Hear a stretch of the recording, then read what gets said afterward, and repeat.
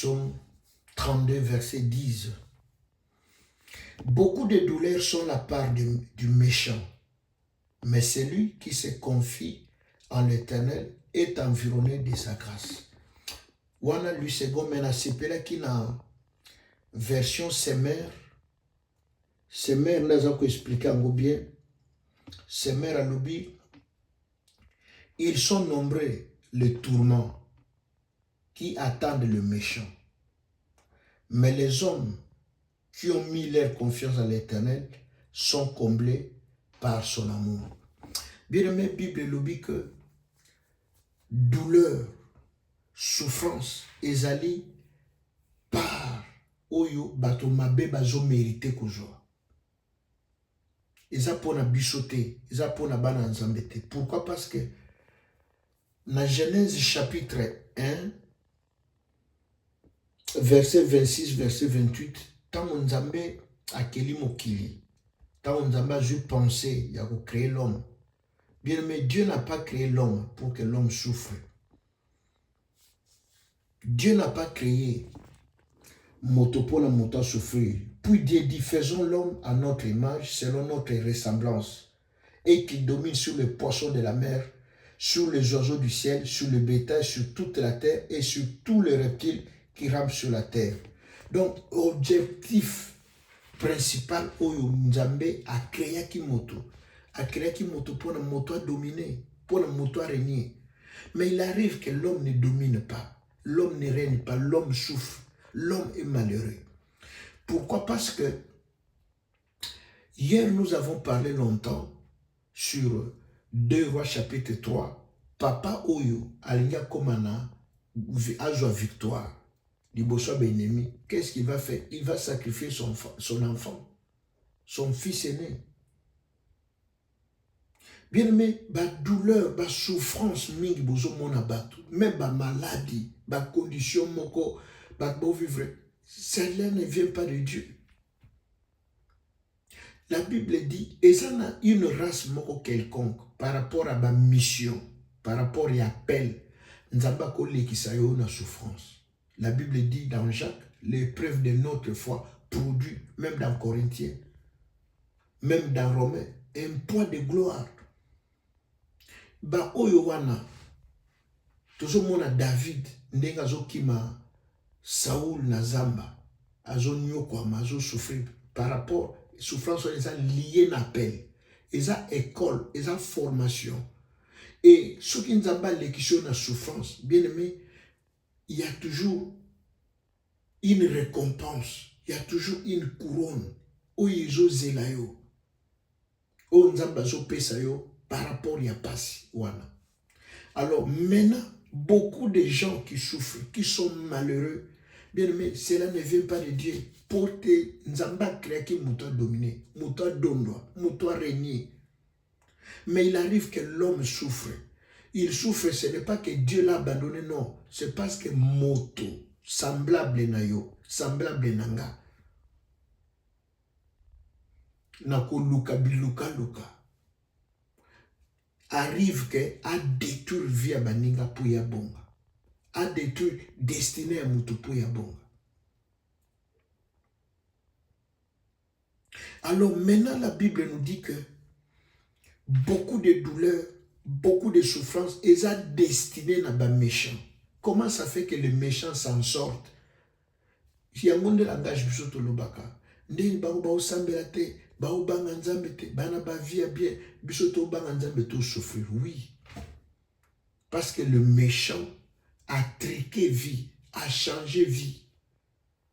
Tango bazo ke nanda kwa nganga, tango bazo ke na kosala ba science, mais en échange, vie ba pesa bango, eza vie na bango te, ba yibi a ba juawa. Ba pesi yo, to ba pesi moto, au détriment ya moto musu, ba zu étoile la moto, mususu. Ba activa ngwe pana yo. Donc libala mituka banda ko mutu ana esengela zona sena moi. Ba juango ba pesi mutu mususu et mukolo makambo azo souffrir azo nyokwama. Alors moto azala ki destiné à nyokwama azana souffrir yende azo vivre bien. moto yo esengeli azala bien ye wana nde azo souffrir. Nde ngwana Ecclésiaste alobi, j'ai vu sous le soleil que ba prince ba otambola makolo. Mais bato bangamba bango nde bazo dondwa parce que le diable c'est ça son rôle. La mission du diable c'est de triquer, ko changer bato ba vie, ko changer bato ba destinée. Oba libala bien, mais ba ko sala nyonso ba bimiso na libala wana. Moi c'est kimayo, tout mobile kimayo. Ozalaki destiné aux musala moko bien aimé bako zo musala na ba pesa ngo moto so be ba retarder ba freiner. Comme je vous dis tous les jours, tout le temps que rôle ya sorcellerie, eza pas kaka ba bomayo, non, c'est pour nuire, te faire du mal. Pour te faire du mal. Bien mais ba maladie beleza na banzota bato e uti na nzambe te. Moto na ki motema mabe na ye. Nda tio maladie wana. Nda tio na condition wana yo nyo kwa yo souffrir ye kuna zo sepela. Yaza komi yo ka bien. Bien mais l'objectif principal bat bazwa sorcellerie eza nini? Eza ka nini? Guerre eza na est kuna. Pourquoi bazo kende kanga bato wana te? Bako sala bongo te. Bako kana ba famille bazo nuire bato, bako panza mabala bato, bako kanga mabota. Bazo triquer bétoile, bao freiner ba via bato. C'est ça. Ezaka pona ko nuire, pona ko bebisa. Alors bien aimé, ce matin, nalinga kito partager mukeya message au pot. Des fois nous pensons que Dieu est coupable de ce qui nous arrive. Dieu n'a pas créé l'homme pour la souffrance. Dernièrement, tout le temps qui livre à Daniel chapitre 10, verset, je crois, 8, 10, près bazolo banini que non. Daniel tanga bani ko bonde là. Dès le premier jour, à qu'il kanisa ko similé ko lukata menzamba tindeli lipamboli. Mais et comme il était, pourquoi? Parce que la Bible dit le prince du royaume des Perses, dans le 3e ciel a bloqué, a poussé. Donc, Daniel a causé. C'est ça le rôle de l'ennemi. La Bible dit, le voleur ne vient que pour dérober, égorger, détruire.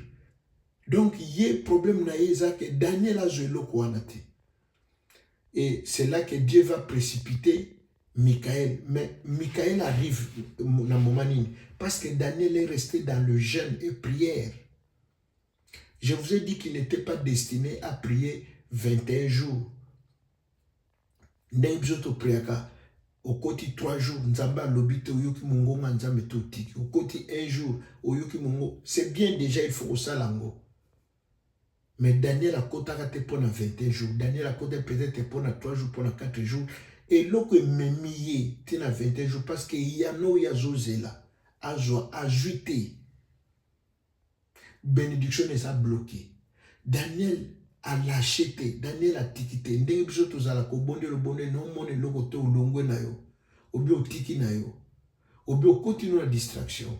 Munguna lingi bongo okota distraction pour je lo kwana to bosana. Ya ko zwango a dévier ngo apesi mutu mususu. Bien mais tango ba blokaka bongo, c'est pour ba attribuer mo kanda na yo, libala na yo. Élévation na yo, grandeur na yo, na moto mususu. Yo moto bondela ki ponango, yo moto makambo ezaki destiné aux yeux angote. La Bible dit beaucoup de douleurs, c'est pour les méchants. Eza pona bisote. Mais il arrive que bisoto nyo kwama. Tala na 6 heures aussi to kati pongi. Pona to lukanzam. Mais lelo ko bima petam susu ata 10 euros au jute. Mais bango, na moment bisoto sal baza kunate, makolamuka ana via bien, ana bana misala, ako voyager na première classe. Yonanga to voyager na deuxième classe, na classe économique. Alors bien aimé, nous pouvons empêcher makambo esale mabongo. Nanzela kaka ya prière.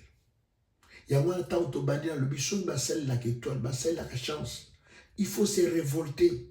bien mais nzamba koza na nzambe ta créé kaka yo nanga to souffrir to sala ka misala passe pour mi kongo kufa biso non mais pour me que biso toza ki diba makasi biso ba to sambelaka biso ba to lingi nzambe nous ne prions pas à fond toke naka à fond te na makambo nzambe oyoki mama na biso alobi nini soki etekami na kopesa donc accompagner yango c'est comme ça que ana ekobota pour ayebisaki nzambe asali ve na obota te mais soki opesi nga mwana sito nakozongisela yo ye bien aimé akangi zemi parce que nzambe a trouvé intérêt ne na kati biso tosala makambo likolo tosala non bien aimé makambo na yo banda lelo zwaka temps mpo nango prier landela yango comme il faut papa nasengaki oyo ndenge ezoumela papa nazozela oyo ndenge ezoumela papa nalingi boye comme ezoumela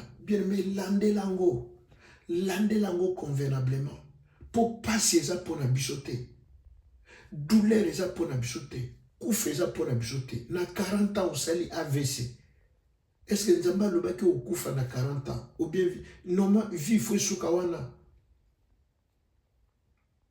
pourquoi peut-être batindelo mwasi azotungisa yo ou bien mobali azotungisa yo basusi ememi yo bongo c'est fait à dessein. Beaucoup de douleurs ce n'est pas pour nous. Beaucoup de malheurs ezali mpo na biso te bato baolala te na butu baolala na basimetière po azwa pouvoir au détriment azosalela bachance betwala bato bavia bato akopesa mbongo boye osambeli bien te abendi yo chance abendi yo étoile envoûté yo abebisi yo vie.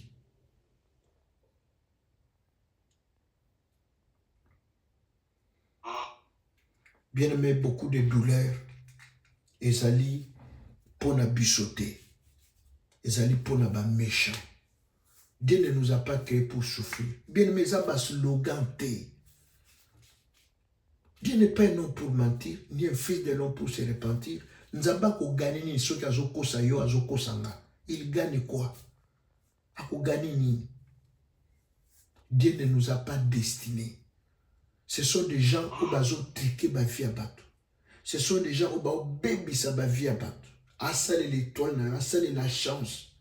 Asale la libala. Makambo ezaki. Basale la kabiso de momanine. Tant que nous n'avons pas une vie de prière solide, une vie de prière ya malonga.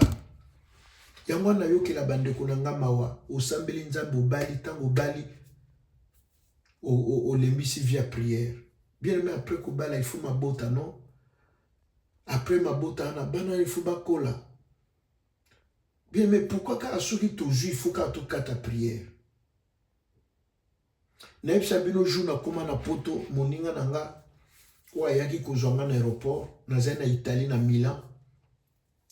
Alobinanga, mais mon cher ami Serge, ero baninga na biso na ba Italie, pardon, na ba Paris, na ba Belgique, yemikili, azo sauter, azo bin, yo vandi na yo. Ngaku na ju congé une semaine poto tambola to bima. Bien mais ça ndenge nanga na bima la si y a un problème. Ezana likambo na bimi mais na bima ka te po na bima na se défoulé. Ngana ko va na ndawa ta une année na ko s'ennuyer.